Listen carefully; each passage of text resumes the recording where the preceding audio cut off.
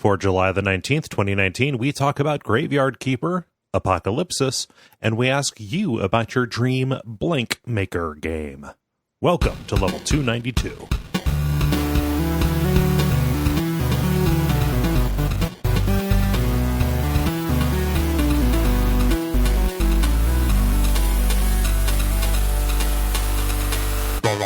My name is Cole Ross. My name's David Maysmith. I'm Jala Prendez. I'm Ben Merkel. And you're listening to The Level. It's a podcast for people who love video games. Welcome back, Jala. Thank you. It's been some time. Yeah, it's good to have you. Yeah. So, how's stuff with everybody? It's going okay. Because it is always the cat hour. I had to clean up my second cat mess. She apparently she swallowed an elastic string and deposited it right in front of her litter box. So that was fun. Yeah, at least she was trying. Yeah, she got it in the ballpark. I mean, That's better. You know what Rami, who is a little shit, has been doing lately? He has been literally flying over to me and then taking a dump. As soon as he's on me, he is just coming over and just like, he's staving it, I swear. And I'm like, oh my God. Like and it's partially, I think, because my dad was in the hospital all of last week. And so nobody was home. We were like, my dad was at the hospital. My mom was, at the hospital visiting. I was working and then at the hospital and then trying to batten down the hatches and trying to pay attention to the animals and care for them too, but only so much energy left at the end of the day. And triage. So much time. So I think that's his payback for us being away all of last week. Is he's just decided he's gonna come and just take a shit. Oh, jeez. Okay, thanks. The equivalent of somebody leaving a flaming bag of dog poop on your yard or on your doorstep. Yeah, we call that a Missouri hello. So I basically have an anti-Rami poop jacket, which is basically one of my running jackets that's like a really light material that slicks off water and stuff. And he hates to sit on it, but also everything slicks off of it, so it's real easy to clean and it doesn't get clothing wet. So I just wear that. So Kids. Pets being brats or just otherwise being babies. Well, being it's like that meme, I sits then shits. Right. That is truth right there. Yeah. So. No, I've got other stuff going on. I went to a shooting range over the weekend. Oh, yeah. No, I've been a couple of times, but the last time I was 5 years ago. Yeah, no, I went with some family, and that's fun and scary. Is what it is. What'd you shoot? So I shot. Let me see if it was a 9mm. Mm-hmm. It's like a Taurus or something like that. Okay, yeah. Brazilian gun manufacturer. Yeah. And even scarier, there is an assault rifle 15 in the family. Okay. Yeah. And I've good. As a side note, it does not stand for assault rifle. I know. Right. That is a joke that I do specifically to make people angry. Yeah, no, but just for me, it's illustrative. There are two things. One is, have you ever been good at something that you did not realize you were good at, and you don't know how to feel about it? Because I'm not a bad shot. That's particularly with, I'm assuming, with the handgun. No, both. Because the reason I asked that is that's something that clearly not everyone, but the vast majority of people cannot just it takes some doing to get used to that and to be able to do it without flinching, stuff like that. Mm-hmm. Which is kind of cool. Yeah, I had good grouping and all of that, and I don't know where that comes from because it was 5 years ago, and then as a kid was the last time I did that. And the other thing was okay, if I'm going to have the stance that I have about these things, I would like for it to be I would like for it to be informed. And so I can confirm that an assault rifle 15 is a fucking scary device, because the thing itself is so light that it feels like it's an arcade, an arcade gun. And the physical feedback that you get from it, just from firing it, the kickback and the recoil and all of that, it is very light. It is very light, much less than the actual sound that you get, and just the apparent destruction when it hits the backstop. Because 223 or 5.56 is a fairly small rifle round. Yeah. So it tends to be a very, very manageable as those go. Yeah, no, but just the disparity between that, it's like I could probably fire this all day, but every other sense besides feel is telling me this is a nightmare machine. So like it was very educational to do it, and I don't know that I wouldn't do it again. Just because, it's just sport, whatever. But yeah, it was definitely a thing. Very cool. Yeah, but that's my outing. That's my junket. Yeah. No, I think that's really cool because as someone who probably obviously kind of has a little bit of the opposite thing, like I do think a really big thing is I think people are better off. I think it's good for people who are kind of more opposed to those sorts of things to experience it, if nothing else, to understand like. It truly is not just in like some sort of like crazy redneck type way, but like in a very real way, a very empowering experience. Yeah. And so like, I think it can be helpful to understand, even if one ultimately concludes that they're still opposed to it, like why it is so important to people. You know what I'm saying? Yeah, absolutely. Which I think's huge. Yeah, for sure. And all of my experiences with these things, one was arranged in Cincinnati that I went to with my brother. And this one was with some family up here. I've been impressed with like just the general state of upkeep and the obsession with safety and process and things like that. So I have a theory with these sorts of things. And I've always been interested to kind of know if there's any sort of like, if, any sociology has ever done something, but kind of my theory is that, a person who's inside a certain culture, so like gun culture, Christian culture, or something like that, progressive culture, tends to build up sort of a, antibodies.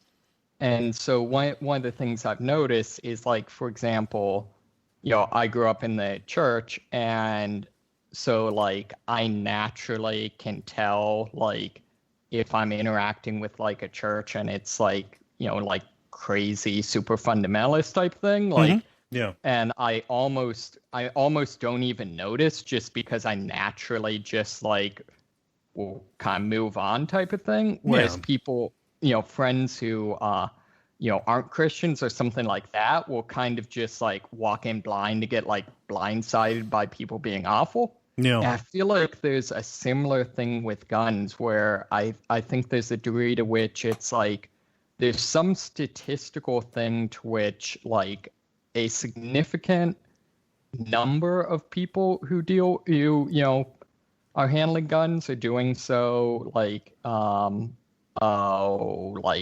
irresponsibly.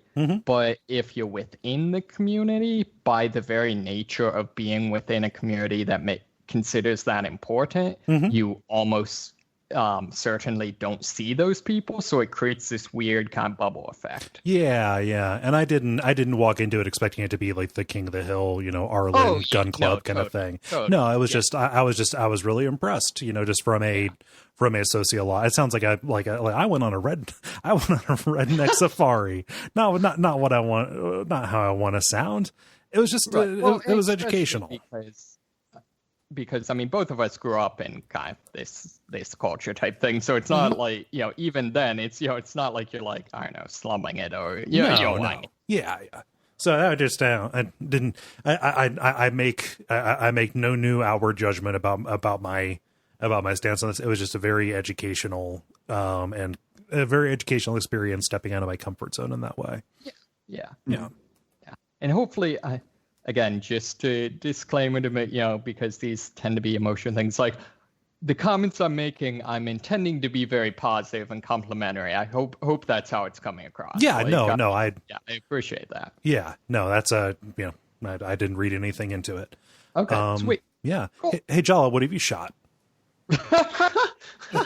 I haven't gone to a range in a really long time, but anyway, I don't know. Don't they kick you out of Texas for that?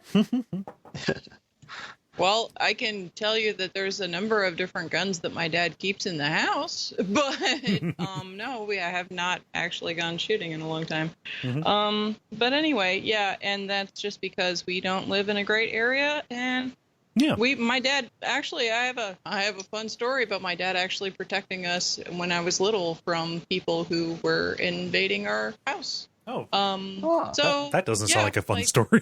Yeah, it's not a fun story, but that's why there are guns in our house. Yeah. Anyway, that aside, on that note, actually, a friend of mine that I know from high school happened to find human remains about 5 miles from my house, and I'm talking like a skull and a shoe with a foot in it. So like, that's gnarly. Good God. That's the thing. And like he posted pictures on Instagram, and then he called the cops.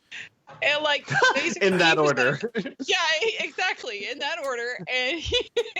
And like there is now, like on the local news and everything, there are like following that story, they're doing like autopsies to figure out who that is, and hopefully that gives somebody some closure. But that's a thing. I don't know what else has been happening. There was a flood. I chopped up my pinky. I almost cut off like all the meat off of one of the ends of my fingers.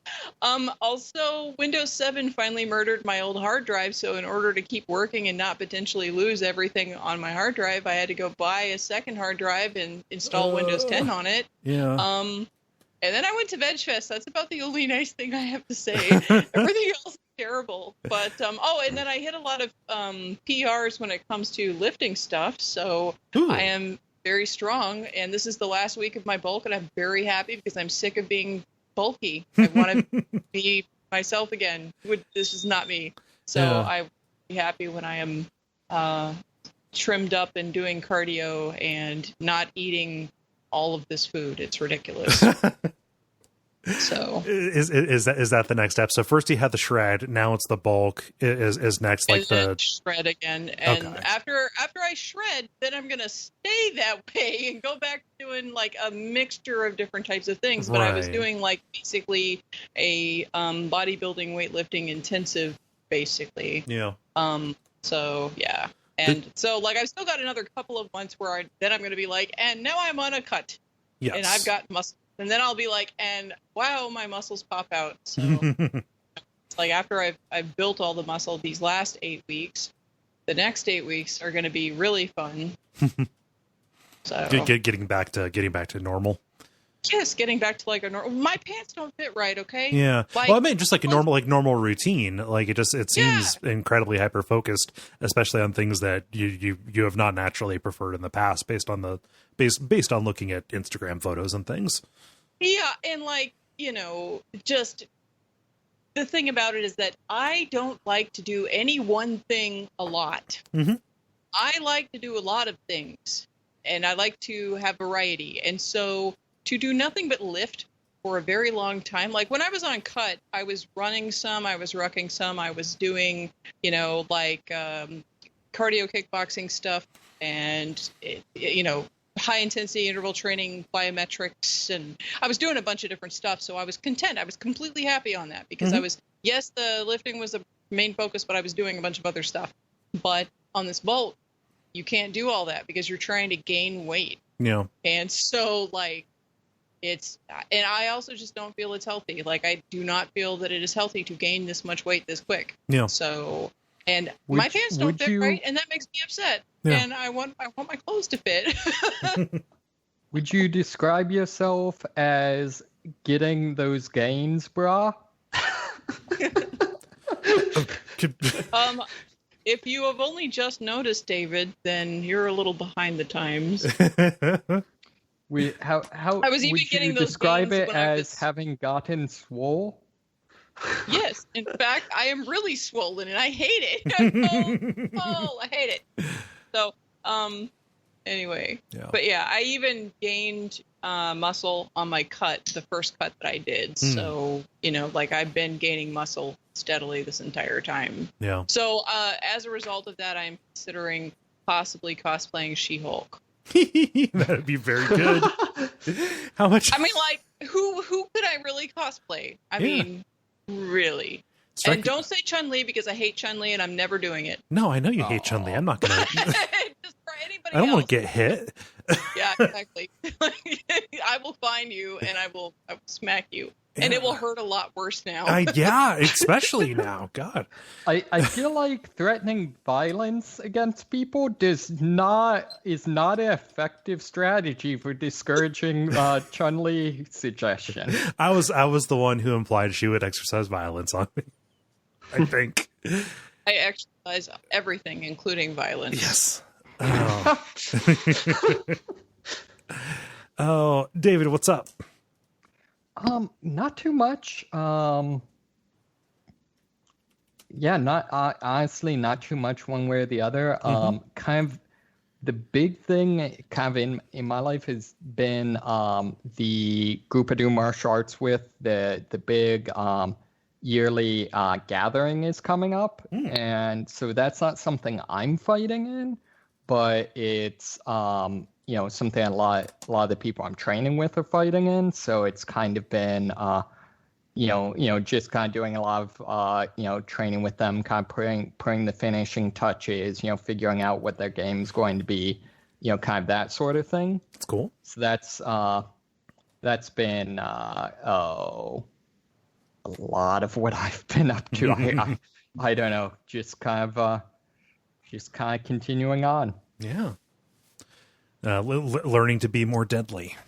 And I realized that I said that my dad was in the hospital really casually and moved on. Okay. And people are probably wondering about that. I just want to say real quick that he is about as okay as he can be. He has a few different issues, and like he had fallen and passed out, and they found out he has a couple of ulcers, and he has had breathing problems. He is now supposed to be on oxygen all the time, and they're trying to heal up his ulcers, but he also has back issues and needs to take pain medication, cannot because of the ulcers, and therefore is just kind of like laying low. So for anybody concerned, yeah, my dad's okay, about as okay as he can be. We're just taking it one day at a time. He is stable. That is the main important thing. So I didn't mean to sound flippant or anything. No, so. and I didn't want to press you on it because it's obviously serious and private. Yeah. Yeah. So, but anyway, so there. Sorry for interrupting. Continue talking about being deadly. No. I was just lamenting that everybody's getting more deadly besides me. You know how to fire You guns. shot guns. Yeah, I was gonna say, actually. So that's just latent. I didn't get more deadly. I just discovered new deadliness inside me. How are you? I feel like that's if I could remember it, that's where I do a riff on like the Bane quote. But You adopted the darkness. I was born born into it. deadliness. Yeah. Oh, how are you, Ben? How are you working on your deadliness? Dog, I just ate a salad. I haven't been doing anything to be more deadly. Like, my life has been tame and boring, and that sounds good right now. So Yep. Boring is good. Boring. You mean no human remains? I'm disappointed. Not that I know of. Somebody got stabbed in our area, but that was like a bar fight, so I don't know. Oh, Yeah. dude, there was an article, I posted it in the Slack for those damn Ross kids a while back. Oh yeah. There was just like a gator that they found swimming around out in like Sugarland, which is about 40 minutes away from me, and it just had a steak knife sticking out of its head. Hardcore. somebody just like went down on it with a steak knife. They're actually trying to find the person who did it because like they want to prosecute them for trying to, big game hunt or hunt it or something. With a steak knife. But God. yeah, I'm just like, I bet somebody was grilling in their backyard and this little this gator just rolled up and the guy was not having it. The guy or girl or whoever was just not having it. And they were just like, I got a knife. I'm going to just stab him with this steak knife. I was going to use it on this meat that I have on the grill, but there's some meat walking right over there. Yeah, that's my scenario in my head. But I mean, it was just inexplicably, there was a gator with a steak knife. Yeah. All right. Well, you gotta let them know that meat's not for you. No. If you don't defend your claim, people are gonna take it. Rolled up. This is, I guess, the gator version of the rolled up newspaper, smacking them on the nose with it. Yep.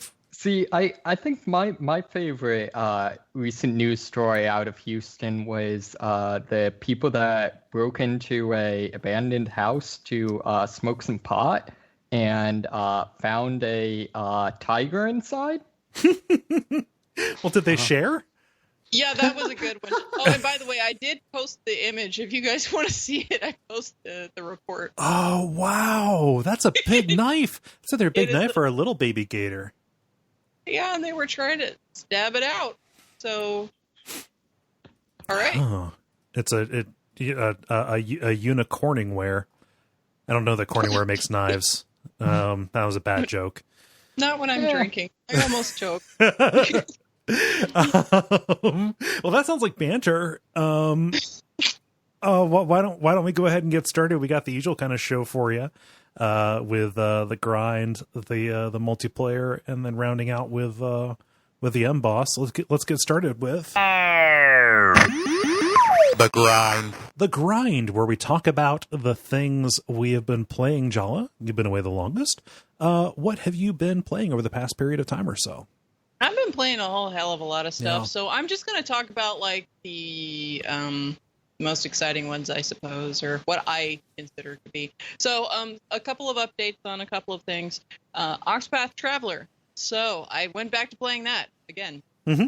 And I finished all of the rest of the Chapter 4 quests, and I unlocked the end game, but I looked at a webpage about prepping for the end game content, and it said that the end forces you to use all the characters and that every one of them needs to be at like level 70-ish. What the fuck? Now, Ooh. now my lowest level character, Tressa, is level 48. My highest level is Therian, who is level 73, but most of the characters are about level 60 or like high 50s. And so there's a couple that are like in the 40s, and then there's some in the 60s. And like if I have to use all the characters, I'm SOL unless I grind like hell. So I stopped playing it again immediately. Yeah. And I want, if somebody who is listening to this has played this game and they know about the end game content, please contact me at Jalachan and places and tell me if this is accurate about the end game content, and do I actually have to grind up to this level to finish the game? Because if not, you know what? I think I've finished the game. I think so too. I don't want to go and grind. No. You can't go back after you start the end game. You can't go back and backtrack and do anything. So that's why I stopped. Even though I wasn't sick of the game, I do not want to grind. So that's my boat, man. It's ironic how the presentation makes the game so attractive, but all the gameplay decisions just make it very unattractive and try and hurt you. That is 100% the best way to say that, because like I like the game, I do, but what the hell with this? This is not a good thing. And I did do all of the side quests. There are no side quests left for me to do. Yeah. So it would literally just be going out into an area and grinding. And if anyone messages me and tells me about it and says that I need to grind, don't tell me a place that I can go to grind. No. I'm not doing it. No. Even a half hour is too much.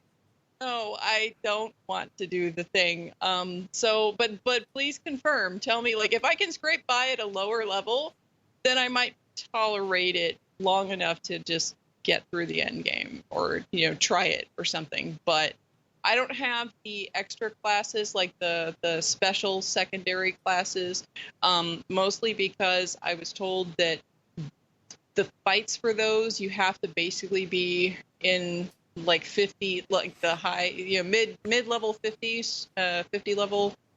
And some of my characters aren't. And I'm like, I don't feel like messing with that. Yeah. So I did not get the extra secondary classes either. So if that's going to be a thing where I have to go back and get those, I might be able to tolerate that, but I don't know if I can tolerate any extra crap on top of that. Yeah. That's so I understand this is the appeal for a lot of people playing this kind of game. It's a throwback. Having you have a fully leveled, fully and evenly leveled team to take on the end game, that's really antiquated. And the thing about it, here's the irony. There is actually a game within which I will always evenly level all my people. That's Shining Force. Yes. The only game that I would do that on. The only one. So, and I don't even know why, but the compulsion was there from the very first time I played the game to evenly level everybody. To the point that when I was little, I actually would get some of the characters that you start out at like level 1 unpromoted, and I leveled them up from level 1 unpromoted to like being equal to everybody else before I proceeded with the rest of the game. So like that's how dedicated I was to getting everybody to the same level. But not on Octopath. I do not feel that excited about that. Yeah. So yeah, that's the first thing that I've been playing. Okay. So the next thing that I've been playing, I've talked about it previously, but not the second installment. Hakuoki, the visual novel game that I like, that I played a very long time ago, and then I played it again on a different version. Mm-hmm. That was like the updated version, and then now they re-released it again with expanded characters and storylines and stuff onto the Vita. Mm-hmm. And like fairly recently, it was like I think the second section of it came out last year because they split it up into 2 games. I finished the first one, Kyoto Winds, and I did not start Edo Blossoms yet. Well, somewhere in there, when I was feeling very stressed, a visual novel seemed like the thing to play. So. Yeah. I started playing Edo Blossoms, and I cleared about 3 of the characters' stories. 1 character that I had not played yet, and then 2 characters that I had played before that were just my favorite characters. And bear in mind, there's 13 characters that you can go through the stories for, so there's a lot of content left. Yeah.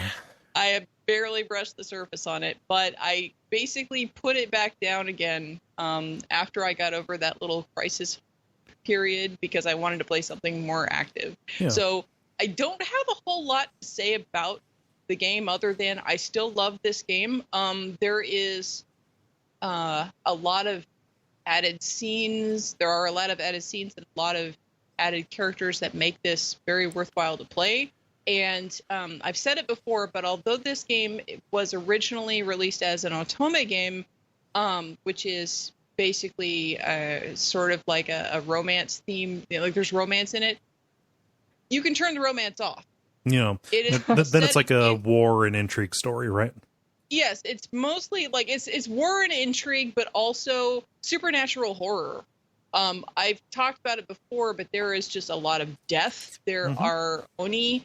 There are rasesu, which are basically like rakshasas from Hindu legend. Yeah.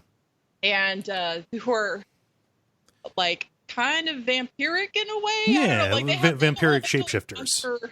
Yeah, and they have a lot of like monstrous things that go on and horrible, horrible things. Like I've shared tidbits of the story before, and it's like, this is not really a romance game. So that's why like it can stand up on its own without the romance, which is why it's an option, and you can turn the romance off if you just do not want to see it. Huh. But it's a really good story, and I'm actually looking forward to playing the rest of it, but like I said, I stopped playing that so I could play something with a more active thing, because I've been playing like a JRPG for a very long already time. Pretty lean back. Yeah. And then I was like, I scaled back even further to a visual novel, and I'm just like, I want to jump and stuff. Like, I'm gonna play a painting next. Yeah.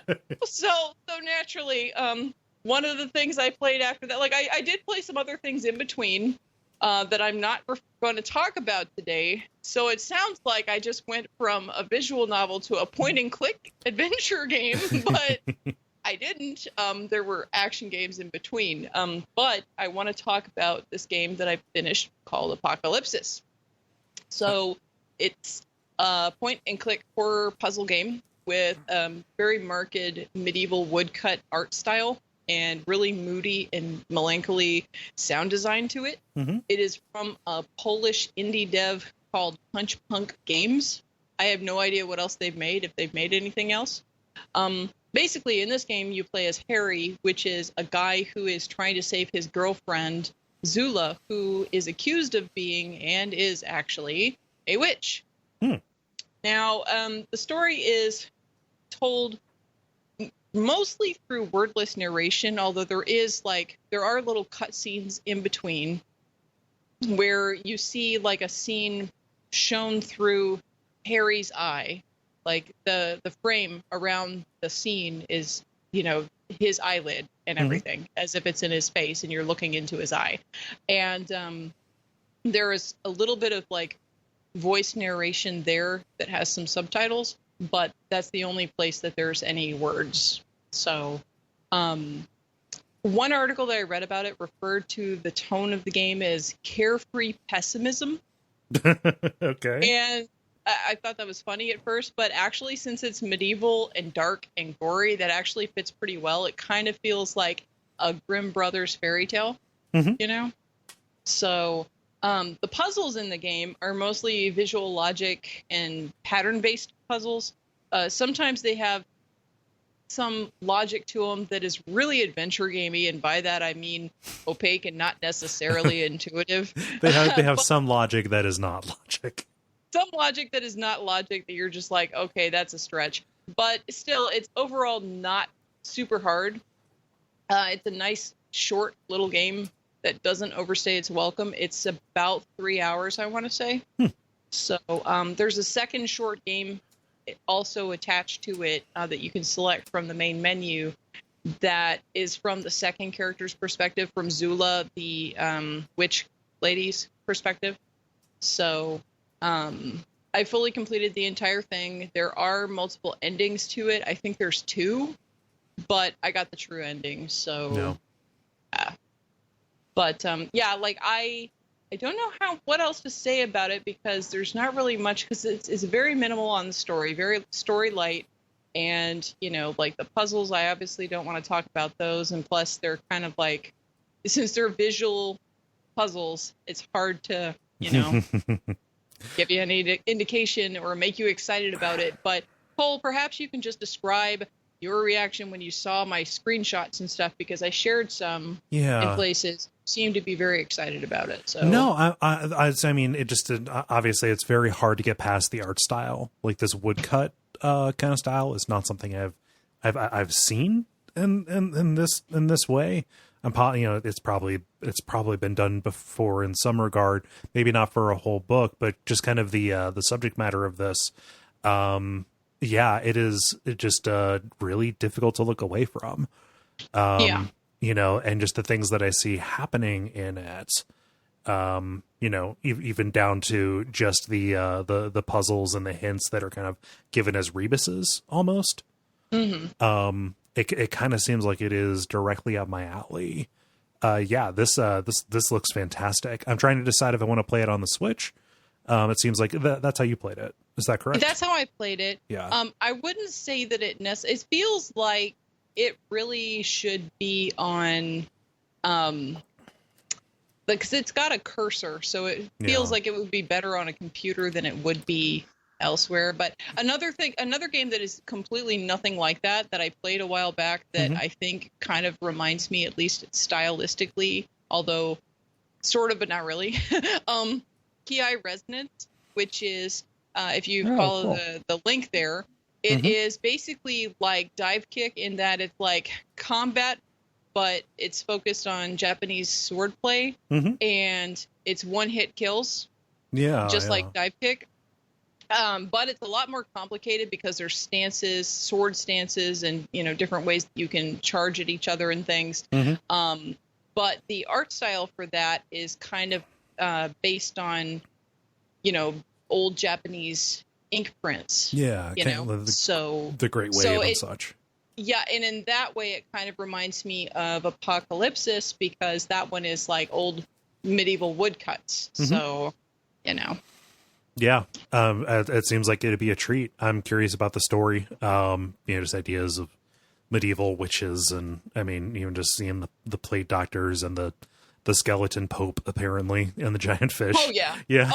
I had to take a picture of that and share that skeleton pope because that was pretty great. And like honestly, the most fun that I had with the game was just seeing what kinds of crazy crap would be on the screen from screen to screen. And I want to say that, like, insofar as that is concerned, the game is better on like probably up through about the middle to 2/3 in, and then the last part of it, the art kind of gets less wild. I guess because it gets a little bit more surreal because of where Harry is in his journey and what he's doing. Based on that description, I was going to say, oh, this sounds like a Monada games, like Machinarium or Samaros. Yes, it reminds me a lot of Machinarium. And I went to the Steam page to see how much it cost. $7. And they say this is a point and click adventure game in the vein of Samaros to Machinarium. Like, okay, no, this is a wish list. This is, and that's. Why do you think? Okay, whenever I go and actually post a thing in the Hexcrank, I don't usually post it in the Hexcrank. I usually post, if I'm posting screenshots of stuff I'm playing, I'm posting it in the level Slack. But if I put it in Hexcrank, that's because I know you want to play it. So nice. So any questions about that one? No, I was about to ask when am I going to play it, but that's not a question you can answer. So. Right. Yeah. So it's a little tiny tidbit. So like you could even probably play it on stream, although I don't know if this is such a minimalistic kind of experience that I don't know. But then again, like I've said that before, and then people have been like really excited to see you stream it. So I don't know. Don't pay attention to me. Anyway, but it's about 3 hours, so I mean, like you could probably finish it in one session. Yeah. But anyway, so I did play something else that a lot of people are wanting me to talk about. I don't know if I have time to say it real. You haven't been here for a while.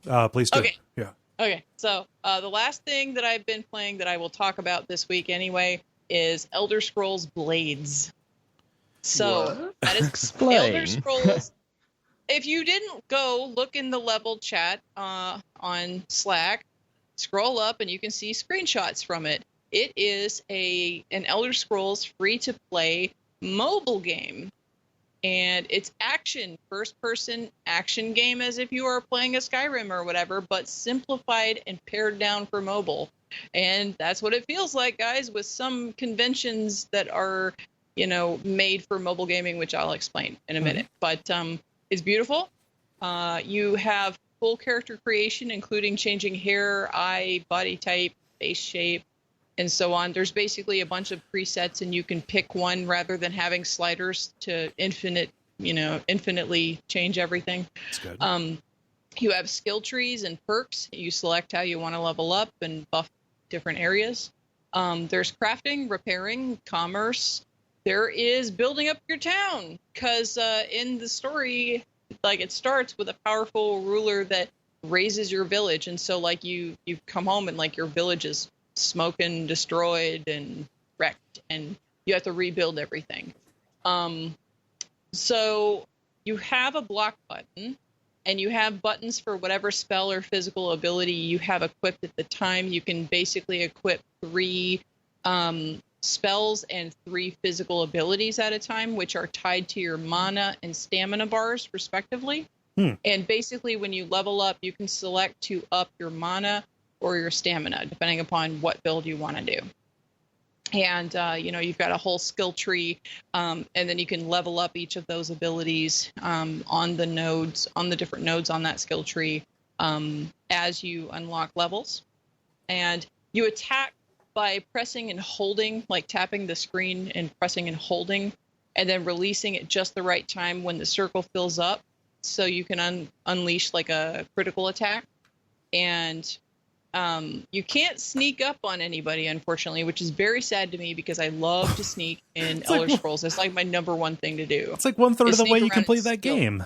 Yeah, sneaking around and stealing everything and murdering people is what I like to do best. And like, I can't do any of those things in this game. However, it's actually very fun. And I actually am like the combat. Once you get accustomed to using your phone for it, it actually feels fine. Like it feels like I'm playing on my computer, basically. It's weird. Like it feels like I'm playing a Skyrim or whatever. And you can either hold the phone in portrait or landscape mode. And if you switch, the screen just switches, following you. So whichever one is more comfortable for you. Although, of course, landscape is better so that way you have like a larger field of vision. The periphery, But, and so in the game, you have like a main quest line that you can follow.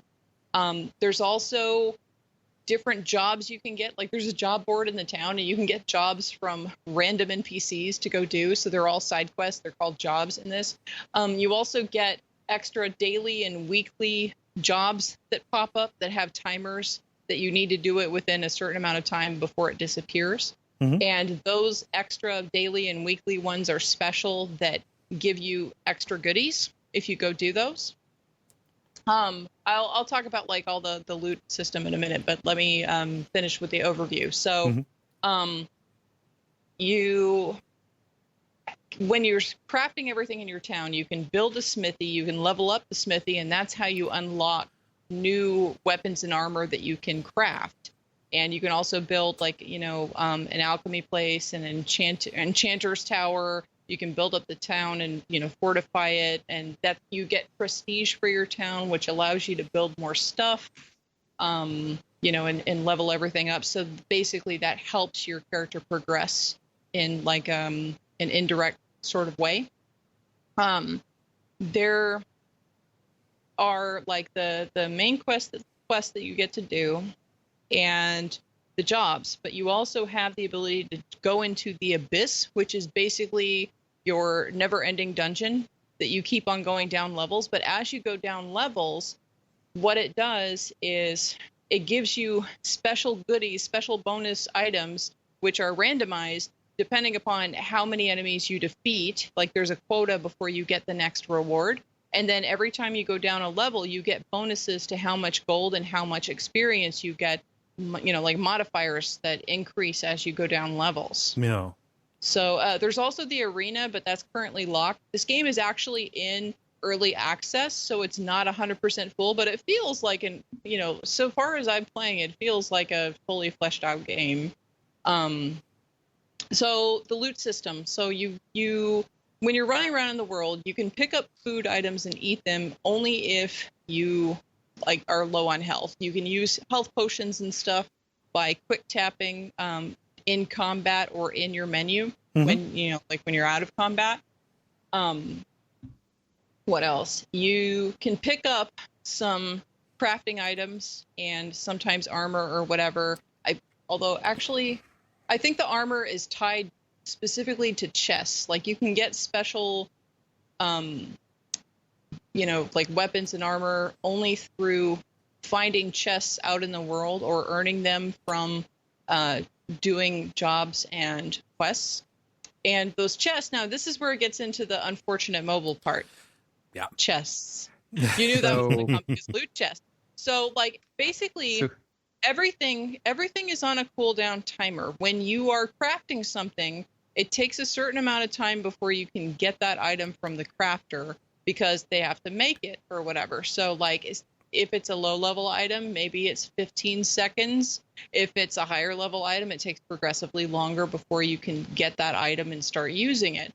When you build something in town, it takes a certain amount of time before it's built. It's not like you say you want a smithy and bam, there's a smithy and then you can start using the smithy. You have to wait for that item, building to be built.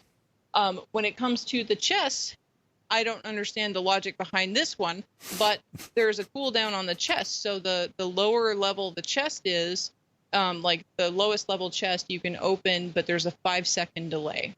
And then I have a chest right now that it's going to take 6 hours before I can actually get the stuff out of that chest. Okay. But you have to like basically push the open button, and then you have to wait for the timer to cool down. And the only other thing you can do to speed it up and get it instantaneously, because that's the snag, right? Impatience tax. Yes, is to use gems to open it. Now, gems you can earn through doing quests, but you can also pay to play and buy gems from the store. So, how many currencies does the game have? It has gems and gold, and that's it. Okay. And like the gold is used when you are buying and selling stuff, and then also when you are creating new buildings in your town.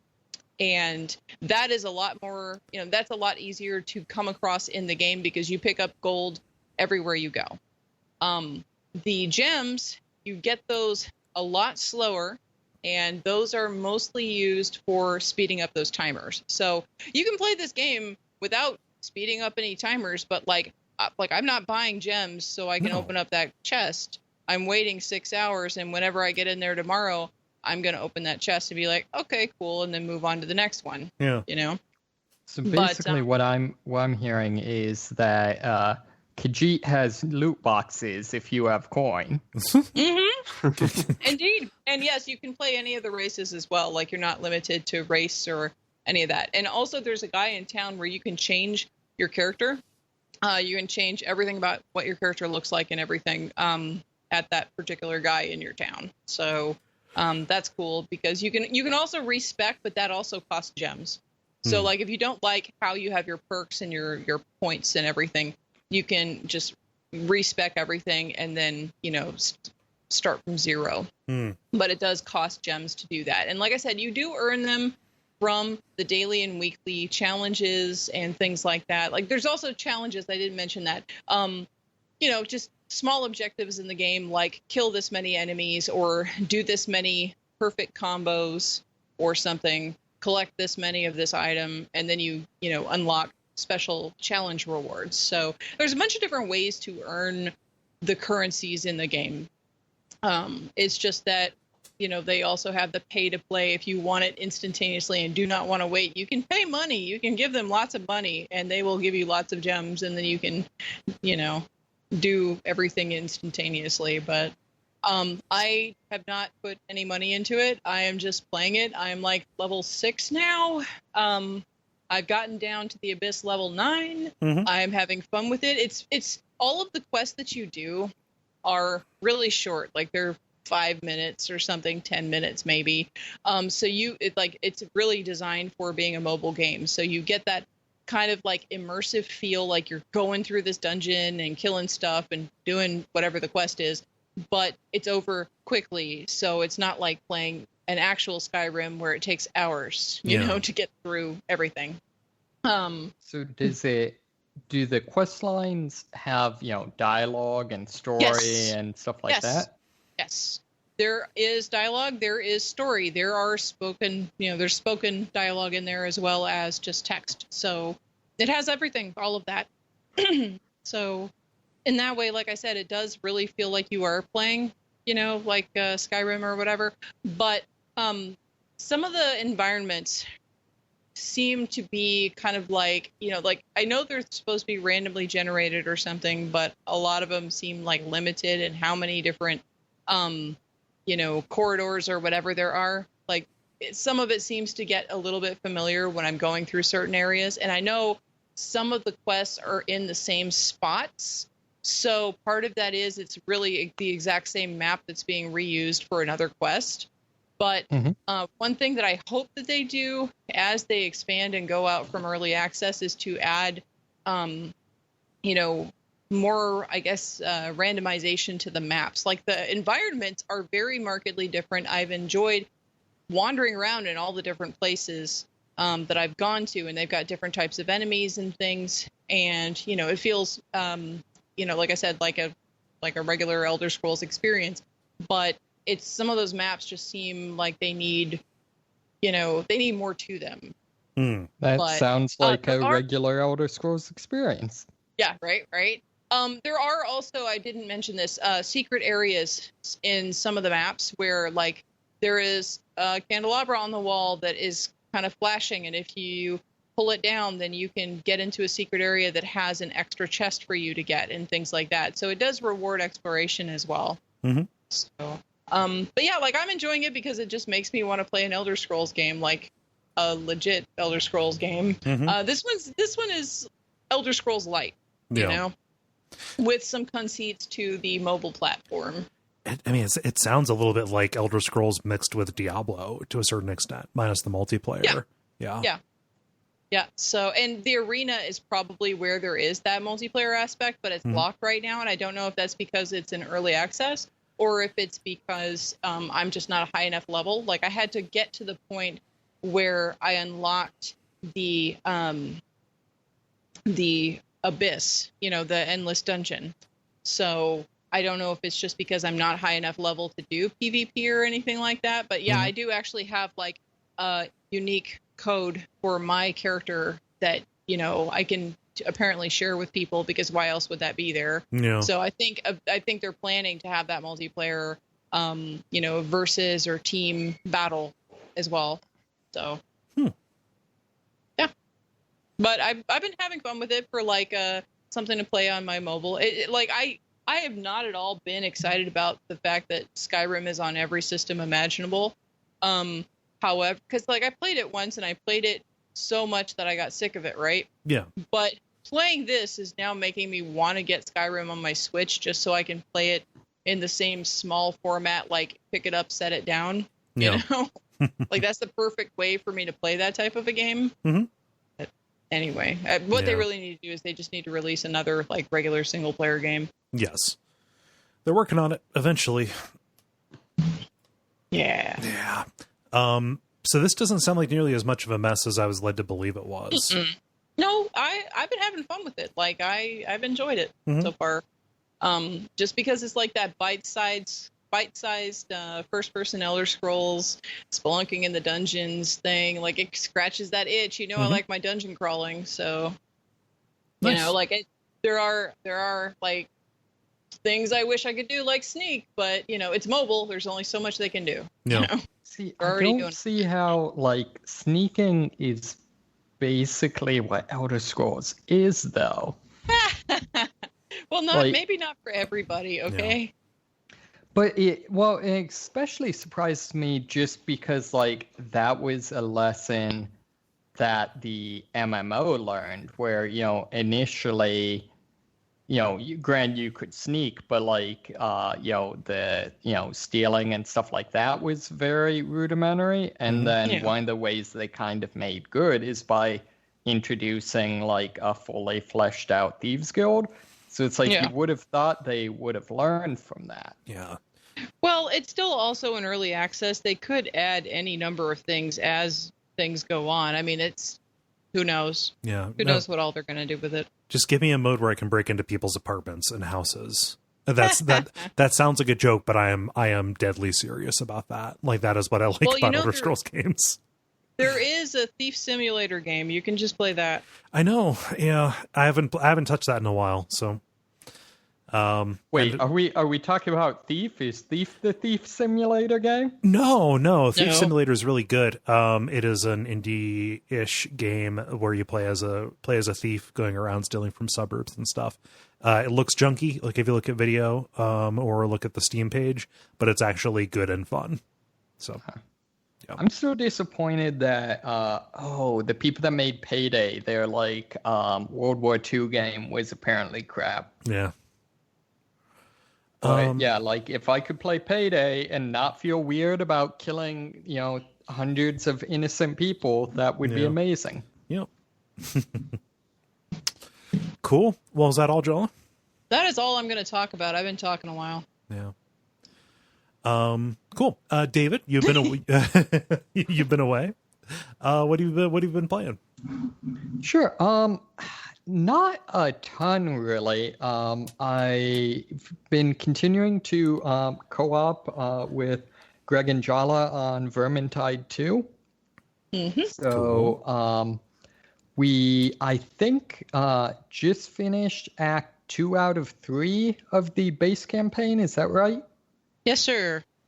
Yeah. So and yeah, so we've got about a third of the base campaign that we've still got to do. So far, they do a much better job of doing some really neat like outdoor kind of wilderness themed levels.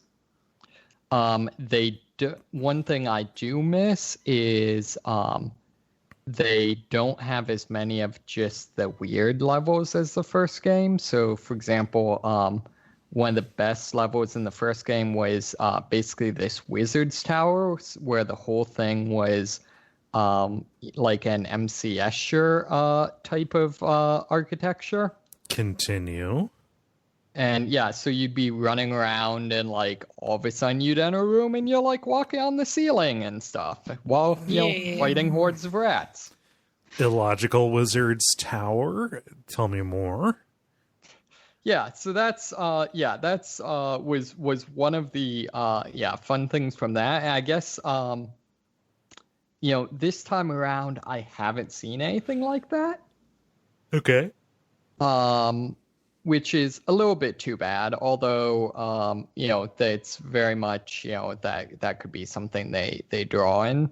They do but the core gameplay continues to be very, very strong, and they've added to it a lot. So I know Jala and Greg just unlocked their second and third classes, correct? Yeah, second and third classes. I played around with both of them a little bit, but I don't know. I haven't found my stride with exactly what one I like best yet. Yeah, so each of the characters basically has one class that's focused on ranged weapons, one that's a tank, and then a third one that's I guess generally DPS, although that also tends to be like the kind of the grab bag class. And it's interesting both because it changes up gameplay a lot, but it's also from a story standpoint, they basically represent distinct ways that the characters' like choices could have affected who they could have became. So it's things where it'll be like the first class is generally like who they were in the previous game, kind of the standard thing, and then for a lot of the characters maybe for example for the witch hunter, the first class is kind of the witch hunter. It's basically just like this scenario in which he from his feats in the first game, got a promotion within the order and is still kind of the status quo. The his second class is basically this scenario where instead of being recognized by the order, he was kind of shunned for bringing to light the Skaven, who basically, according to the dominant religion, like officially don't exist. And so that class is basically the scenario where he left the order and became a like freelance bounty hunter. Mm-hmm. And then the third one is basically a scenario where he kind of goes in the opposite direction and just like becomes just this like crazed zealot that's kind of says screw you to the power structure of the church and just becomes becomes his own way kind of fundamentalist crazy person. And there's similar kind of arcs for all of the characters, so that's kind of an interesting way to do it. Yeah. How does that affect the way that they interact with each other? So that's one weakness is that from what I've been able to see, for the most part, it doesn't. the main way I've seen where it does is, that you'll have callouts when you use your special ability, which obviously, differs. However, it doesn't seem like the characters really recognize that in just their, banter. Mm-hmm. Which for most of the scenarios that, it's fairly understandable because, it's kind of things that can go either way. But a couple of the characters have scenarios where it would represent like a dramatic,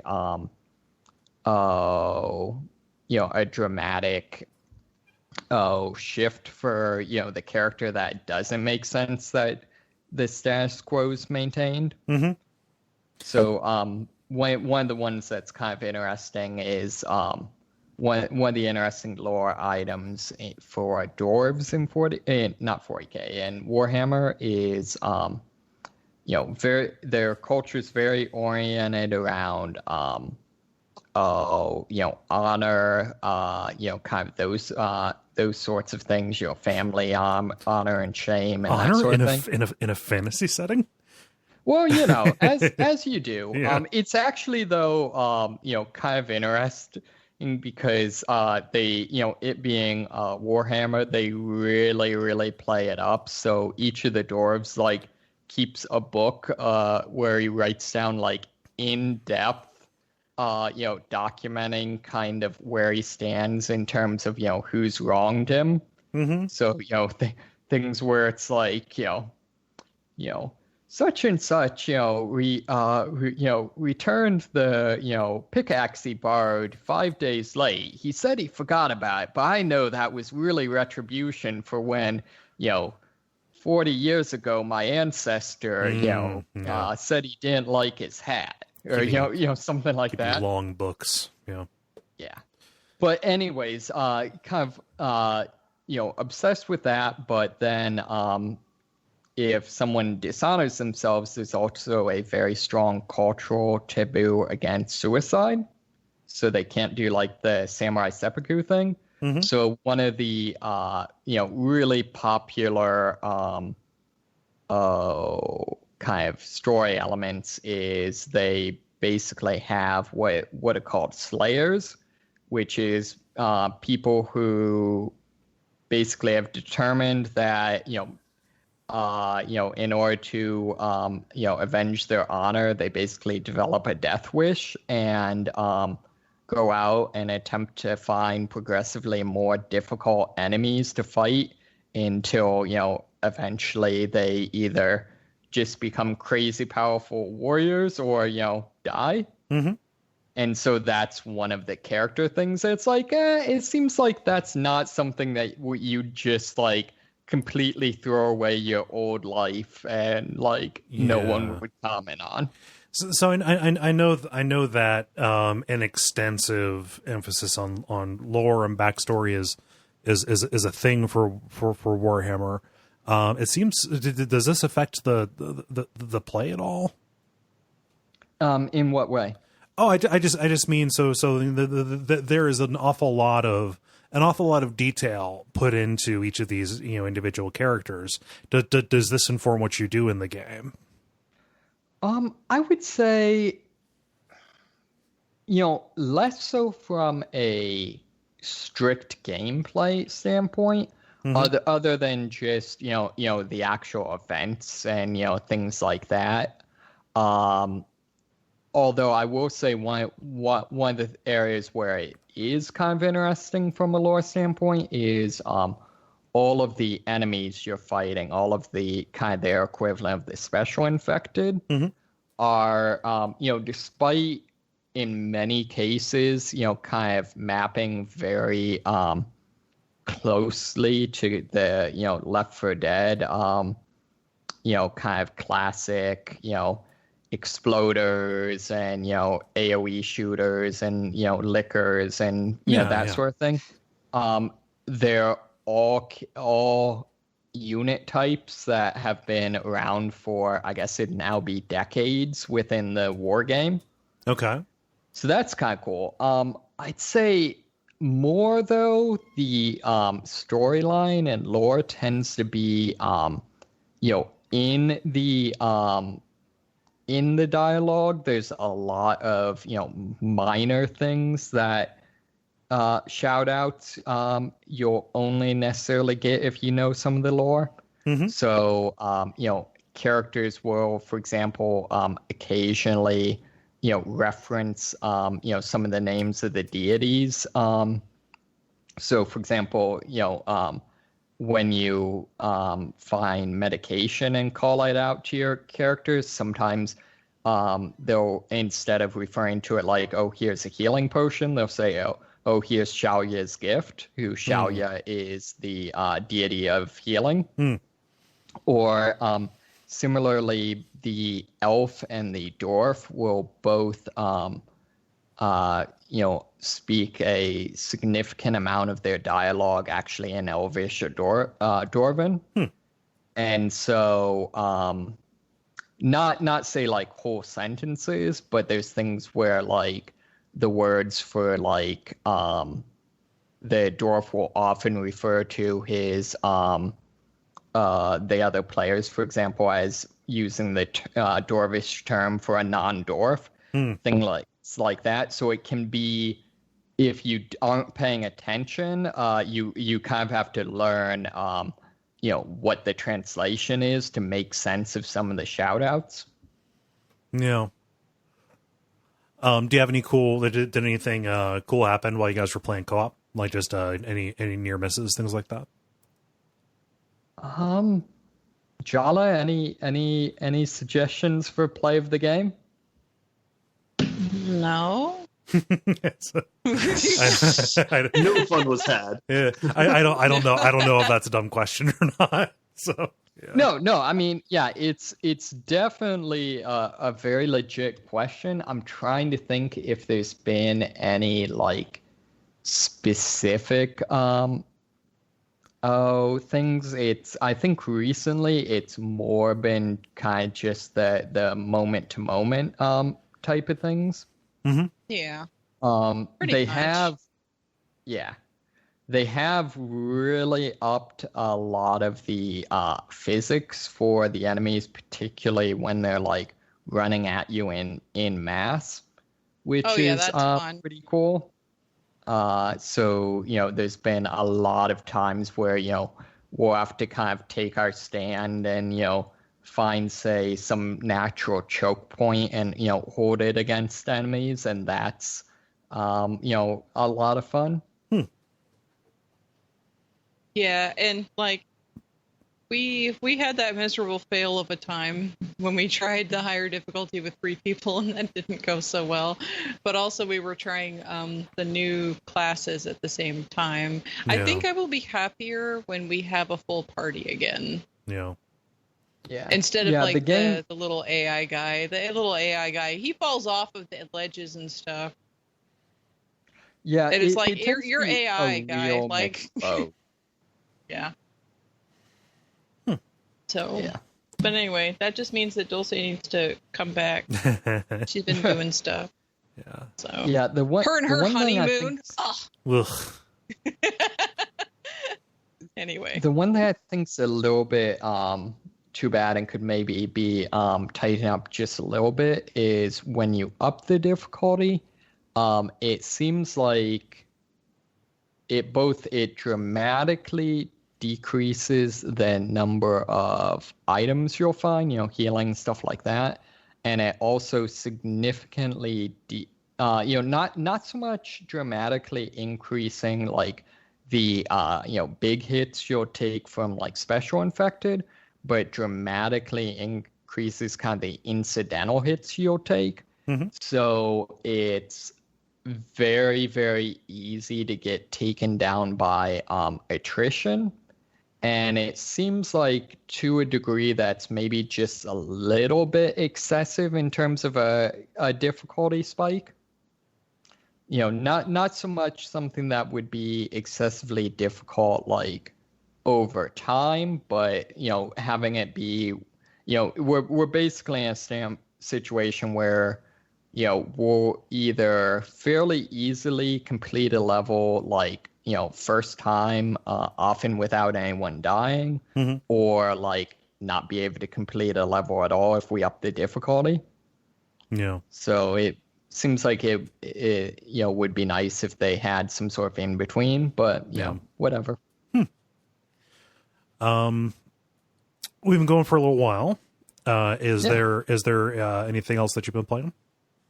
I've been continuing on Fallout, although not anything real big into that we need to go into. I'm currently kind of tracking down the the Brotherhood of Steel quests, which is interesting because it's all about the actual founding of the Brotherhood of Steel and how they went from being like the remnants of the U.S. Army to being this sort of like techno cult. But probably I'll have kind of more to say and be able to speak to it more broadly next time. Okay. Ben, how about you?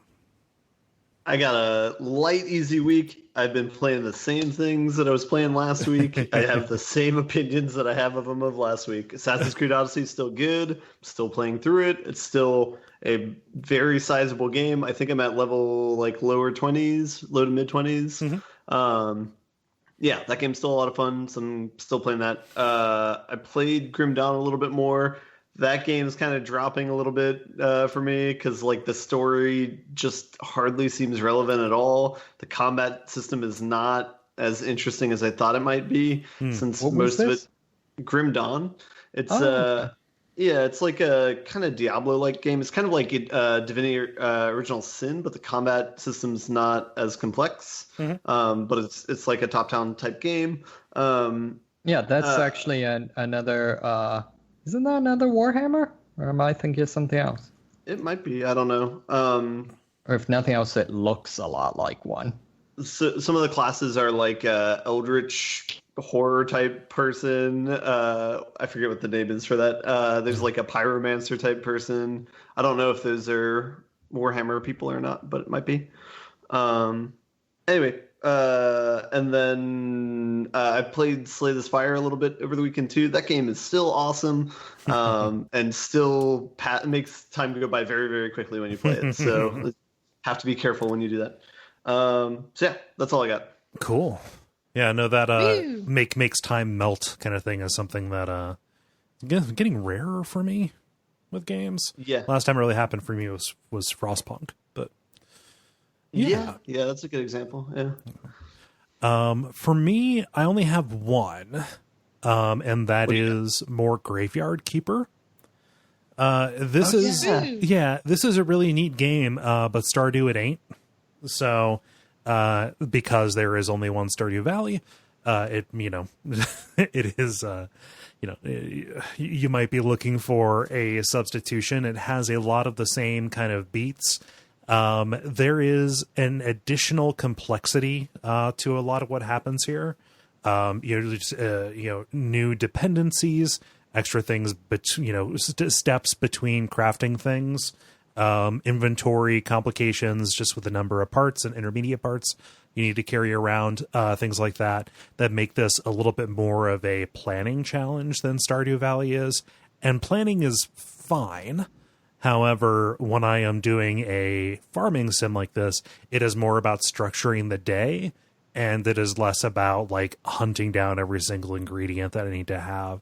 So, the emphasis is less on tending and building and more on crafting and things like that. So when I characterized it last week, I feel I probably mischaracterized it by lack of, just general exposure to it. However, it is still really neat. The NPCs, I think, are more interesting, just by virtue of the fact that they have like individual quests that you're going to do for them, as opposed to getting a little bit of like different dialogue in different places while they're standing in different places and figuring out their likes for gifts and things like that. It is more involved, and that makes the game overall feel more structured. And, you know, the kind of general dark and funny kind of aesthetic to it has not worn thin for me yet.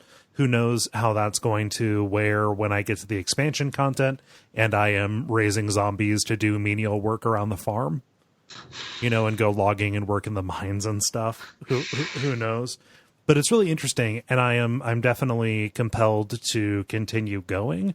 It is just not proven to. It is not perfectly calibrated to become a time sink like Stardew was for me. However, if somebody played Stardew and it was like, yeah, this is like just way too frivolous, for lack of a better word, or way too unfocused, this might be what you were looking for, possibly. There's not enough zombies in this. They're like undead. There's like monsters and stuff to fight in Stardew. Yeah. You know, down in the mountains and stuff. Yeah, but that's Graveyard Keeper. I'm gonna keep playing it. Any questions about Graveyard Keeper? No. Okay. Let us move on.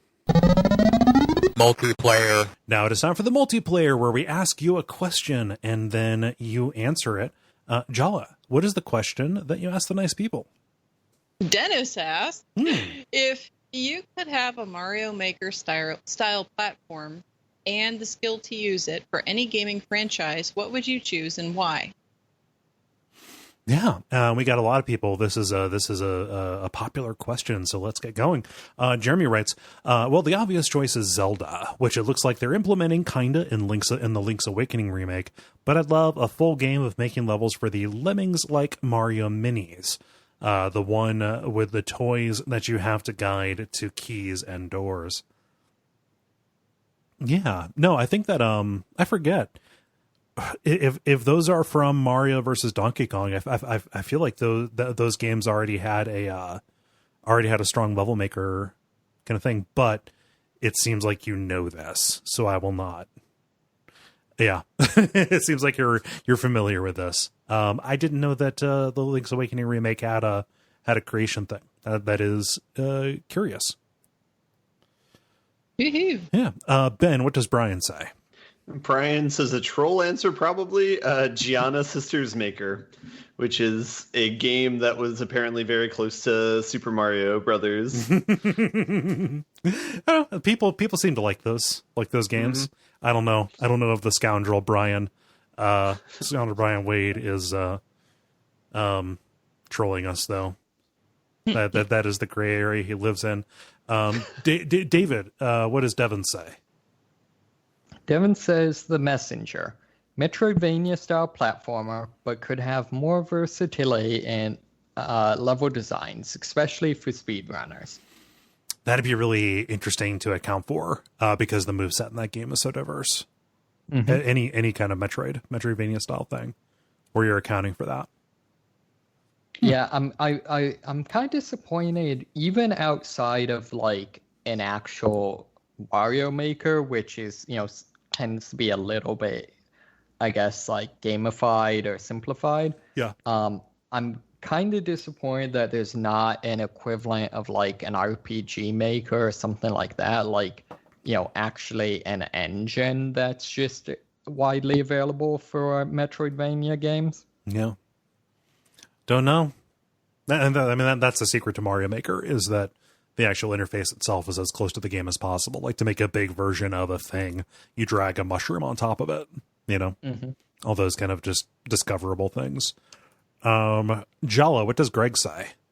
Greg says, I'm a big Star Trek fan, but for many reasons, biggest being licensing issues, there has been no game that allows you to pick and choose from any era, any show, any person, any race, any ship. I'd love to have all that available in a game where you can create ship battles, RPG-style quests, and adventure stories like my favorite episodes. A man can dream. That's a big dream. That's definitely not a thing that would ever happen, but like, still, yeah, you know. Yeah, we didn't ask what game would be realistic. We asked what game did you want. Yeah, I know. Well, I mean, like, he just does it so wistfully that it's just sad, and it's like, yeah, I want it you... won't happen. And like the thing, well, it's not like I'm saying it like, you know, that thing that you like, haha. I like Star Trek too. No. So, you know, like, yeah, it would be fun, but yeah, unfortunately, we are not getting that. But no, and I want people who want that to have it. It doesn't. Yeah. It doesn't seem like it'd be a net negative for the world. No. Steven says, Metal Gear series will be fun to build bases to infiltrate and soldiers to knock out. 100% co-signed. Yeah. Yeah, it's kind of disappointed that didn't become a thing just because they've got like 90% of that in 5. Yeah.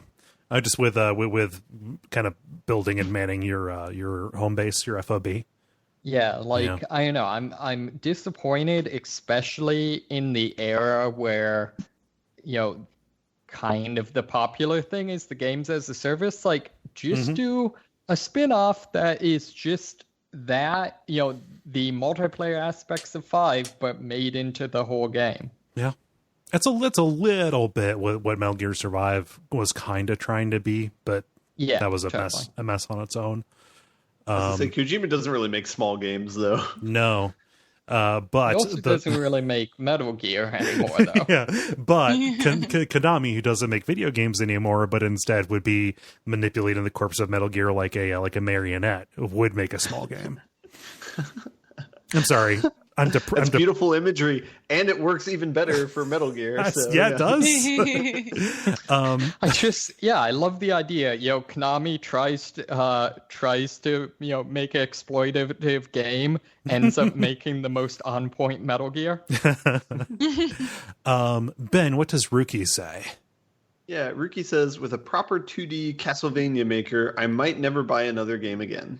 Oh man, that would be fun. Yeah, Castlevania 3 era. Give it to me, please. With those deterministic jumps. Yeah, no, I agree. Nothing I like more in my game, the deterministic jumps. Castlevania jumps are good. Also, as a random thing from his profile picture, he is apparently a ninja warrior, which is awesome. Yeah. Additionally, Rookie has an amazing name. We generally don't say full names on here. I'm not going to break that tradition. However, Rookie's name is Dynamite. Their last name isn't Dynamite. Continuing here. That was you, Ben. David, what does Dulce say? Drew says, I suppose any Metroidvania style game can be turned into a Mario Maker style. Hollow Knight, Monster Tale, Kirby's Dream Land. I played that one a lot. Also, as Jeremy said, The Legend of Zelda. Sorry, it was abbreviated as like T-Laws, which threw me for a second, but I'm now on the wavelength. Anyways, as Jeremy said, The Legend of Zelda is a great and obvious choice. I'd love to see more of the Wind Waker art style. It would be super cute. Yeah. I feel like Kirby and Wario would both be ones that would be kind of, you know, hidden gems of this sort of genre. Oh, there's so many different powers you can use. And, you know, with that, more intricacies you can put in. Yeah, no, I agree. And like Legend of Zelda would be really good, you know, specifically like a 2D Zelda kind of thing, because they would be able to, you know, like, I feel like the fans would be able to make harder, more interesting puzzles than what Nintendo felt comfortable putting in. Yeah. Let's see. Jala, what does Mike say? Mike says, Souls Maker. Imagine a really robust character monster creation menu in which you can custom build enemies, NPCs, and bosses. Beyond appearances, you can create movesets and context-specific actions like the Gambit system in Final Fantasy XII. Honestly, with Bloodborne trying out procedural generation with the Chalice dungeons you could do, I really thought that they were messing around with doing something like this, with giving you the toy box to go in and mess around, you know, like a Doom level maker kind of thing, and either use pre-rolled enemies, or, you know, something like Mike is alluding to. I really thought that was where they were going to go. And given that they have never done anything like that since, I don't think we're going to get that. Yeah, that's something that really disappointed me. I love the chalice that word dungeons. Mm-hmm. And yeah, they seem to have kind of abandoned that. And you know, the Soulsborne genre in general. They're coming back. Elden Ring looks I mean, we know nothing of it, so I will stop. I will stop like dream casting. Wish casting. There we go. Let's see. Zach says Resident Evil. Just keep it limited to the mansion from the first game, but let you design rooms, come up with traps, do zombie placement. What, you don't want all those like crazy temples and stuff? I want dogs jumping in every window. Yeah, just nothing but dogs. Sure. I mean, it'd be like when I did the RE randomizer for a stream. Oh yeah, have sharks flopping around in the kitchen and stuff. Yeah. Let's see, Ben. What does Lindsay say? Lindsay says Castlevania is my choice because so much could be done with that style of game. I can imagine Kaizo Castlevania or even just a whole new game altogether. The answer is all because the new Bloodstained is all I've been playing since I bought it. Yeah. Everybody's talking about that game. I need to play it. I want to play it. But you said that the Switch version is shit, Cole? They may have fixed it. The Switch version reviewed very poorly for technical reasons, many of which didn't necessarily dissuade me. However, inconsistent frame rate is something people highlighted, and that would be a problem for that game. Yeah. Yeah. It doesn't need to be high. It doesn't need to be super silky smooth. It just needs to be consistent. Yeah. Yeah. I had not heard of this at all. Bloodstains? Yeah. Big Kickstarter success. David, you were going to ask what Kaizo meant? Yes. Yeah. It is just a name. I think it was like inspired by a creator or just a name of a particular map that they made. Specifically like incredibly just hatefully hard custom levels like from ROM hacks and things like that for Super Mario World. Basically things meant to fuck with you on purpose. It's actually a word, but is it? Okay. That's okay. Yes. I had no idea. I didn't. It basically, I want to say that it means something like reorganization or something like that. Mm-hmm. So yeah. In the custom level context, it is just something hateful. Yeah. Let's see, David. What does Austin say? Austin says Crash Bandicoot which would allow people to make those levels where you run at the camera. Why would you unleash more of that onto the world, Austin? What are you doing? He says this, and I have flashbacks to Resident Evil 6. Oh, bandicooting. Jala, what does Warren say? Warren says, Hitman.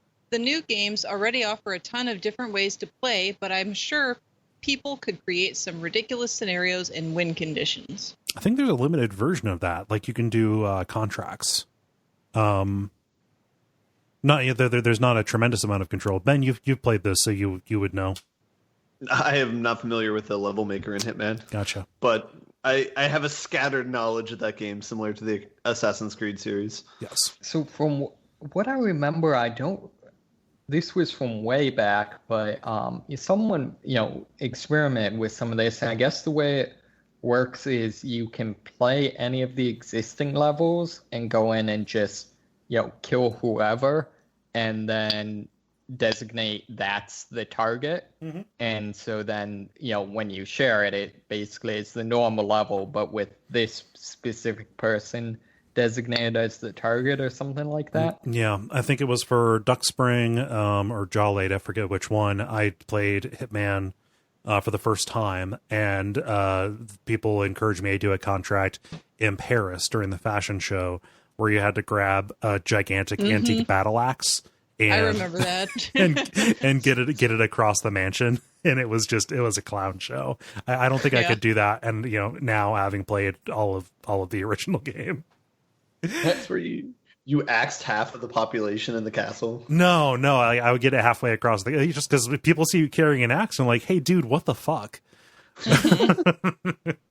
Which I feel like that's the difference between, Paris and New York. Because, I'm on my way to martial arts, like very blatantly carrying weapons, and no one cares. Well, you're white. True. Yeah. That is also very, very true. Let's see here. So is it, man. Extremely white. Although, I guess in the story he has a very mixed heritage, which makes him blend in everywhere, is what they say. Yeah, all those 7 foot tall bald guys with head tattoos. Let's go around one more time. Joseph says, Pokemon. It's clear that with ROM hacks, people want to give their own spin on a Pokemon game, but I feel that the biggest hurdle, at least for me, is the actual hacking part. An official Pokemon maker would make for a nice interface that would allow anyone to design their own catch-em-all adventure. The trick with that would be, like, people would make trainer levels that just let them catch all of the Pokemon in the Pokedex. So it'd have to be, like, kept separate. Yeah. Yeah. I didn't mean to step in and be Mr. Practical. Let's That's see. okay. I did it to Greg. Ben, what does Alexander say? We all get to shoot down one listener's dreams, okay? Alexander says, Mass Effect Maker being worked into a future ME game as the outer systems could be very cool. It would get NSFFSW, in a hurry with some heavy curation, though.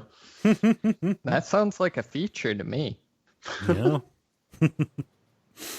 Let's see. David, what does Ollie say?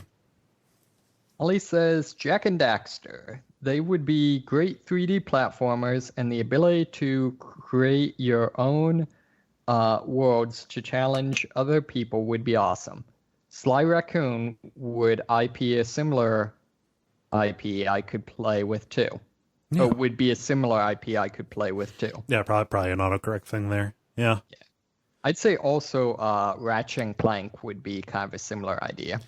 Again, I feel like there might have been a mission designer or a mission customizer at one of the later Ratchet and Clanks. Dennis, see, without Dennis here, there's just a whole generation of PS2 platformers that we have no insight into. Yeah, I think at least 2 out of 3 of these, he's the only one among us who's actually played them. Jala finishes out here with Dan. Dan says GTA, killing, carjacking, and good radio. That is all. Yeah. So actually, GTA 5 basically has that. Is it an interface or is it like a development tool that they put in? It's pretty much a development tool. So I know for sure with like race maps, you can do a ton of different stuff with it. Because you're just setting waypoints, right? Well, but then you also, though, you can put in like ramps and stuff, and it's gotten progressively more over the top to the point where if you want, you can simply say like set in the desert and then have the entire thing just be ramps that are like, loop-de-loos and 100-foot jumps and just crazy stuff. Yeah. Had no idea. That's everybody. Just in the interest of speeding things along, I think that I walked into this not knowing my answer for this, but Metal Gear makes a ton of sense to me, specifically Metal Gear 5. If you just mix that up with a creation engine that's a little bit like the infamous scenario creator, that would be good and fun. Yeah. Yeah. Ben, how about you? Not a realistic answer, but Knights of the Old Republic. Yeah. That'd be good. You shot your own dream down. Yep. That was my one. Oh. David, how about you? So I think I guess one concept, 2 different ways you could go with the genre would be doing either a horror or a dungeon crawler, really focusing on like the death traps and monsters and stuff like that. I think the big thing with it would be there's been several games that have sort of done that with a like one player, plays as the director type of things. Mm-hmm. But I feel like in practice that never actually works because, that just doesn't scale. But if you could have a game that would actually allow someone to design like compelling levels, that'd be really cool. The other thing I think would be cool would be a Left 4 Dead like. What? I'm sorry. Something to make your own rift on the Left 4 Dead like genre. That, or maybe a version of Left 4 Dead where you're fighting just likes from Zelda. It's Left 4 Dead, but it's all redeads. It's just a very slow game. Nice. And Jala, how about you? I want to say Dishonored. Yeah, that's good. That is good. Yeah, I feel like anything heisty would be. Anything heisty. I liked it. Yeah. Yeah. No, Dishonor would be very good. So many powers to mess around with. Trying to design around and for the blink skill. Mm-hmm. Yeah, thumbs up. Awesome. Well, this was a good question. I think I saw somebody mention that this was similar to a free play that they put in at some point in the past. I do not have that message though. So if that's the case, thank you, and thank you, Dennis, for suggesting this, and thanks, Jala, for posting it. Yay. Yep. If you would like to participate in these in the future, consider going to facebook.com/thelevelpodcast and watch for the prompts to go up on Monday afternoons. I mean, to be fair, if you'd like to participate in the future, you'll have to do more than consider, but, considering is the first step.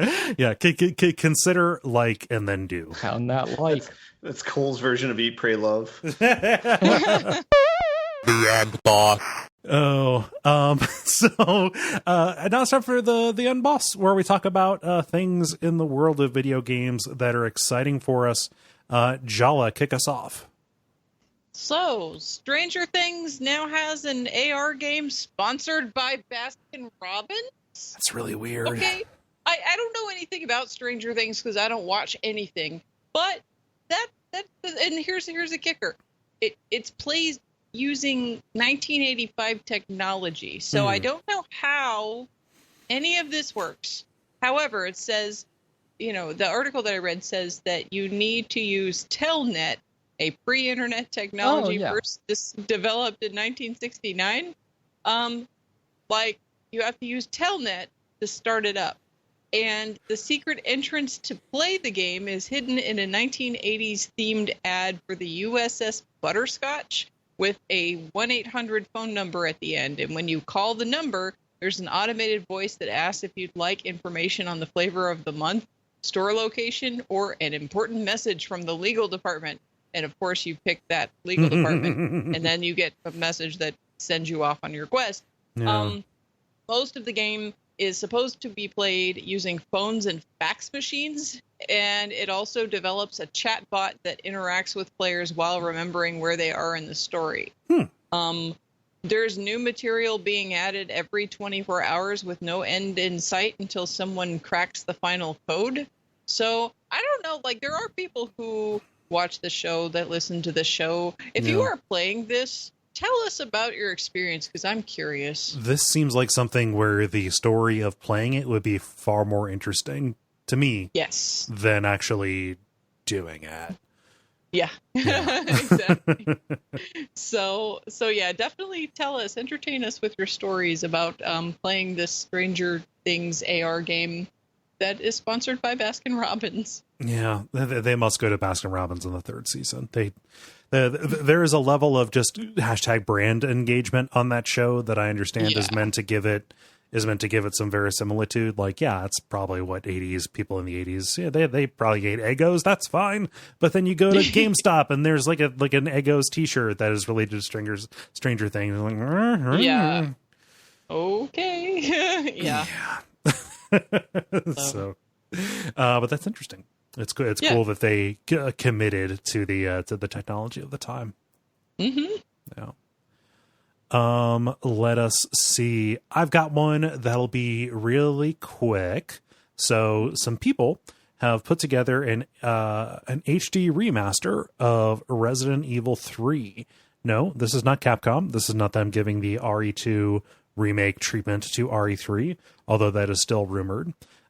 These are some people who have done something similar with Resident Evil 2, where they have upscaled everything using the magical alchemy, the buzzword that solves every problem, machine learning, to sharpen all of the background asset textures, the pre-rendered backgrounds, sharpen the models and the model textures, and improve things like the matting and cutouts on different animations. You can do a search for this. It is called the Resident Evil 3 Seamless HD project. It is and while you're there, you can see like one of those like neat little slider comparisons showing you like here's the screen entirely in the old resolution and then up-resed. Mm-hmm. So this has me really wanting to play RE3 again because it's been a while since I've done it. And RE3 is an amazing video game.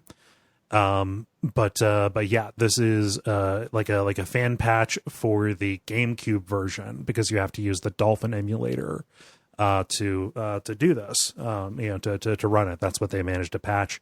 Something that I think is interesting without falling down too much of a rabbit hole here is when you play it, the inventory is is still in the chunky lower resolution, because of the way that Resident Evil games of this era handled interface scaling and things like that. So to quote something here, the textures dumped by Dolphin are generated on the fly for every inventory combination possible. We have no way around these billions of different textures. So like they can't apply the machine learning to it in a reasonable way. So you play with the chunky inventory and then you go into the actual game with this super crisp models, and quite frankly, like just amazing textures. Yeah, I'm super psyched about this. I didn't know about the RE2 version of it, but these people seem to know what they're doing. Cool. Yeah. So RE3 was basically where they said, like, hey, people liked Mr. X, let's make an entire game revolve around that. Mr. X, I don't know what you mean. So sorry. I thought you said Mr. Rex, like what a magician would do. No. No. Yeah. That was them saying, yeah, Pursuit is actually good and fun and scary. Let's make a game that is based around that. So that's where Nemesis came from. Oh, yeah, cool. And Nemesis also gives it to you, like Mr. X does. If by it you mean a fist to the face. He is very intense. Let's see, Ben, how about you? I got no story this week. Attaboy. I did not see anything relevant. Yeah. Well, there's Prime Days going on today and tomorrow, but that doesn't really do anything for people on Friday. So I shamefully bought something. Oh, yeah? Yeah. Yeah. No, I normally wouldn't, just because it just out of a misguided act of protest. Because I think the idea of Prime Day is stupid. However, my grandma needs another Echo for her new house. Because if she falls over or needs help, she can just say code word help, and it alerts the entire house and also alerts me. So yeah. See, Yeah. I feel like Prime Day is fascinating in that it's an image into how Amazon thinks people should use their product. In terms of like you should either be A, buying our products, or B, buying like random shit without caring what you get, as long as it's in the same general category of what you wanted. And I feel like that really illustrates the core problems with the system. yeah, capitalism, it is misguided in some regards. Don't at me. And then David, how about you? Yeah, so apparently, unbeknownst to me, Blizzard recently, relatively recently, a year or two ago, released a HD remake of Starcraft. Mm-hmm. And they have now released, I believe, through another company, but this is their official product, a add-on DLC type thing that converts the entire game into a cartoon style. So every single art asset is redone. All of the like talking heads are animated. All of the units are little cartoon peoples. Everything. The only thing from looking at the pictures, I guess, is the actual cutscenes, which apparently are displayed in instead as like little cartoon people sitting in a theater watching the cutscenes. That is so good.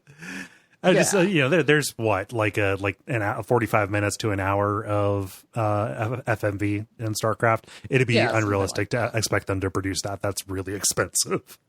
Yeah, totally. Yeah. So, although I'm a little disappointed they didn't like do some sort of crazy demake of it. So like, have it be like a slideshow, type style, or something just crazy and even that's silly. Even that's really expensive, that amount of illustration. Oh yeah, totally would. Yeah. It's more really as it would be fun to see the ridiculous. But yeah. Oh, for sure. But like overall, it's actually amazing the degree to which I'd recommend if people are interested, pull up the pictures, because this is very much, it doesn't look like it's like, oh, someone took in StarCraft and like swapped out the assets. It looks like someone made, a completely different real-time strategy game that was built from the ground up to be cartoony. But in reality, it's straight up StarCraft. That's remarkable. Like the idea of an upscaled StarCraft, cool. Like I like that more people are able to play that game. It has not fallen into irrelevance and being unrunnable. This has done more to make me interested in playing that version of StarCraft than that version of StarCraft actually existing in the first place. This looks super cute. Something I would love, which you can't actually do, but I think would be amazing, is if the recordings of esports were actual, like, say, data recordings, so that I could just switch on and like watch the tournament in cartoon mode. Oh yeah. So if it wasn't just an MP4, but it was just a straight replay file dumped from the match. Yeah, exactly. Yeah. So something else I'm not gonna go into a lot, but just one of the boards I follow is Hacker News. It's real popular. You brought stories from there before. Right, exactly. And so there's a story recently just discussing, it's sort of a Reddit type thing, just discussing the current state of Google's AI for playing StarCraft 2. And it's really interesting. I feel like a lot of people would dig it, particularly the comment section on it, because it's a lot of people discussing very in depth the nuance of like what exactly would you need to limit and how in order to put the machine on an even playing field. So like the things where basically initially they just restricted kind of moves per second or whatever, or moves per minute. And that ended up being like revealing like, oh, it's actually in a lot of ways more about, say, like reaction time or like, precision of clicks, those sorts of things. So it's really interesting, almost in kind of a, good games done quick type of a thing, where you can kind of read it and voyeuristically get a lot of insight into the competitive community in a way that's a lot of fun. Yeah, please, if you haven't already, because Slack is being a mean little boy for me today, share a link to that so I can look at it and share it, because that kind of thing is real cool. Cool. We've been going for a while. How do you all feel about buttoning it up? I feel buttoned. Yes. The credit. Thank you. Do you really? I actually feel dragon skulls, but Yeah, I'm playing with a box of wine right now. And Well, I mean, apparently like- human skulls 5 miles away, too. Jesus. yes, this is true. It's true. Well, I mean, like, look in the Slack. You'll see what I mean. Yeah. There's a thing. Yeah. So thank you so much for listening to level number 292. So happy to have you here. Happy to have you back here, Jala. Yay. It's fun. So people who are watching or listening rather, they generally know what to do probably. First off, please come back next week. Follow us on Facebook at facebook.com/the-level-podcast to get alerts about the multiplayer questions when they go up on Mondays. And please leave a rating or review. It's been a little while since we've had one, and we do see those when they come through, and they are appreciated. And I think that's generally the big stuff. Yeah, just come back next time. Yeah, so I've been Cole Ross. You can watch my streams on Twitch at Duckfeed.tv. I have been David Meyersmith. Maybe I won't be tomorrow. Just pick up, leave this town. Yeah. I am forever Jala-chan in places. I'm Ben Merkel. Forever Jala. Forever Jala. I'm Ben Merkel at Merkelby on Twitch. Yep, and stick around for some titles.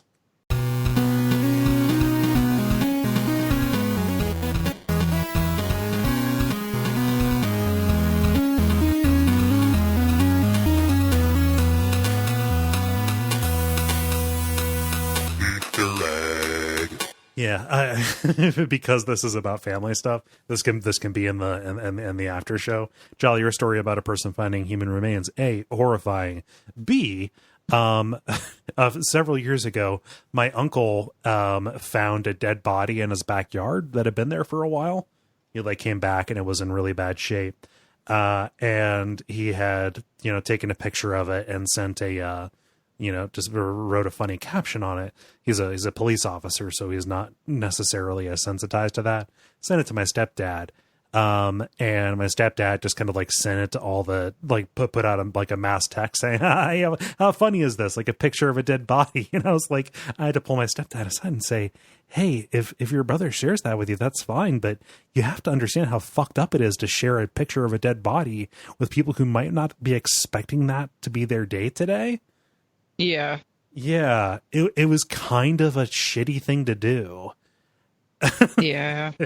Even worse if somebody knows the dead body. Right. I don't think it was anybody you shared it with knew what it was, but it's I don't know about you guys. At that point, I had not seen a dead body. Yeah. Well, by the way, I linked my friend's Instagram photos of the skull. Yeah, I didn't see Want it. to look at that? Yeah, I'll collapse it. Okay. There. So there, you can follow the link if you so desire. Okay.